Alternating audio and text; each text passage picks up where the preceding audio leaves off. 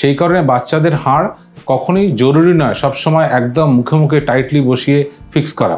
80% ক্ষেত্রে সার্জারি দরকার হয় না, কিন্তু বাচ্চার বোনের সেটিং লাগে। বাচ্চার আমাদের অনেকের ধারণা আছে বাচ্চা পেন সহ্য করে না, এটা একদম ভুল ধারণা। বাচ্চাদের যতটুকুনি পেন হয় বড়দের ঠিক ততটাই পেন হয়। আপনি যে কোনো রোগ যতদিন পুষে রাখবেন তত তাকে ডিফিকাল্ট ট্রিটমেন্ট করা ততই ডিফিকাল্ট।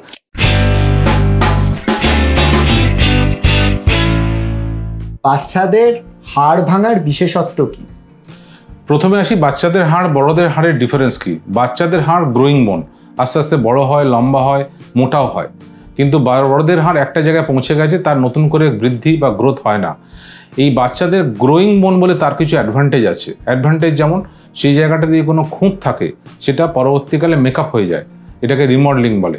সেই কারণে বাচ্চাদের হাড় কখনোই জরুরি নয় সবসময় একদম মুখে মুখে টাইটলি বসিয়ে ফিক্স করা। বাচ্চাদের চিকিৎসা, হাড়ের ফ্র্যাকচার চিকিৎসার ক্ষেত্রে এক্সরে ট্রিটমেন্ট কখনোই ম্যান্ডেটরি নয়।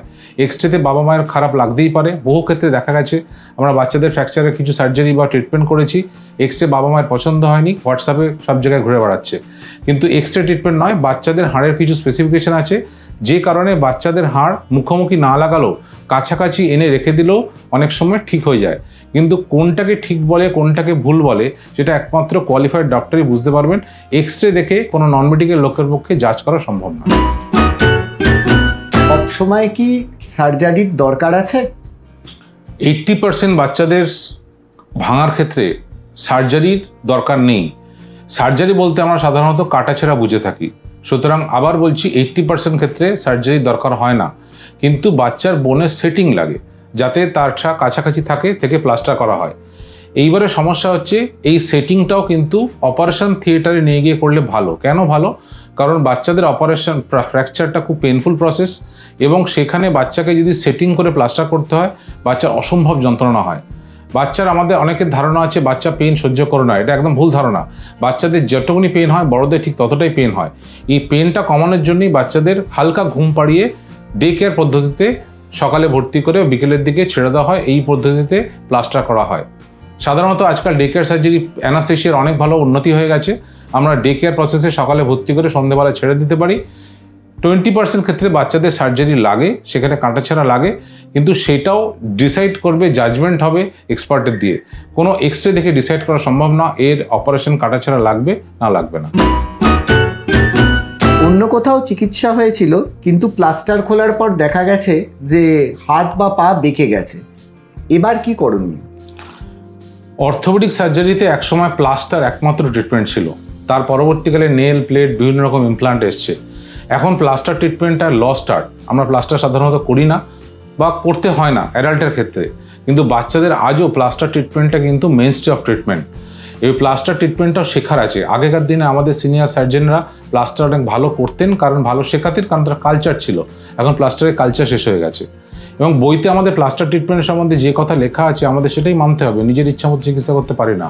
বইতে বেশিরভাগ ক্ষেত্রে প্লাস্টার ট্রিটমেন্ট করতে বলা আছে বাচ্চাকে ম্যানিপুলেশন অ্যানাস্থেশিয়া অ্যান্ড কাস্টিং, মানে বাচ্চাকে শান্তভাবে শুতে হবে, সেটা অবশ্যই কোনো ঘুম পাড়িয়ে, এবং সেটা আউটডোরে সম্ভব নয়। বাচ্চাকে ঘুম পাড়িয়ে প্রপার ওয়েতে যদি সিয়াম গাইডেড করে এক্সরেতে দেখে প্লাস্টার করা হয়, সেই প্লাস্টার সাধারণত ফেল হয় না।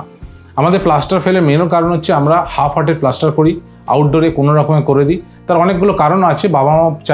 বাবা মা অপারেশন শুনলে ভয় পেয়ে যায়, কিন্তু আউটডোরে বাচ্চা যেখানে চিৎকার করছে, লাফাচ্ছে, সেই অবস্থাতে ব্যথা হচ্ছে, সেই অবস্থায় প্লাস্টার করা অলমোস্ট ইম্পসিবল, এবং ভালো প্লাস্টার কখনোই সম্ভব নয়। এই কারণেই বেশিরভাগ ক্ষেত্রে প্লাস্টার ফেল হয়। এইবারে প্লাস্টার ফেল হওয়ার পরে আমরা দেখি অনেক সময় প্লাস্টার খোলার পরে হাত পা বেঁকে গেছে, সেক্ষেত্রেও আমাদের চট করে আরেকটা সার্জারিতে জাম্প করার কোনো কারণ নেই। কারণ আমি আগেও বলেছি বাচ্চাদের রিমডেলিং পোটেনশিয়াল বলে একটা জিনিস আছে, যাতে বাঁকা হাতও সোজা হতে পারে।